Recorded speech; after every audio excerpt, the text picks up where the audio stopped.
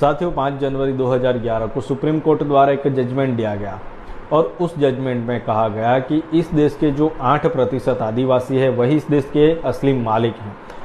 Supreme court ने भी ये मान लिया कि ये जो आदिवासी है वही इस देश के असली मालिक हैं। बाकी जो लोग हैं वह बाहरी लोग हैं, विदेशी लोग हैं, इमिग्रेशन लोग हैं। उस जजमेंट में ये कहा गया कि भारत की जो कुल आबादी है उसमें से सिर्फ 8% आबादी ही यहाँ की मूल निवासी आबादी है और वे 8% आबादी आदिवासी है।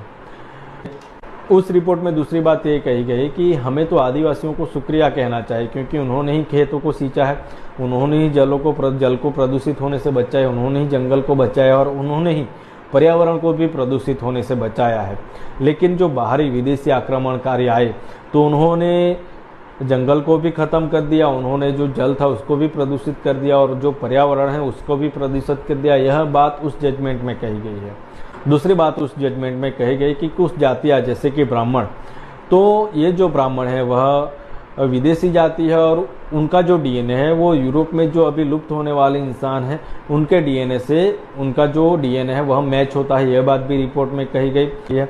और इस जजमेंट के अंत में यह भी कहा गया कि जल, जंगल और जमीन ये जो सब है वह आदिवासियों का है, ये आदिवासियों की संपत्ति है और सीधे तौर पर आदिवासी हैं इस देश के प्रॉपर्टी और ऑनर हैं। और इस रिपोर्ट के बाद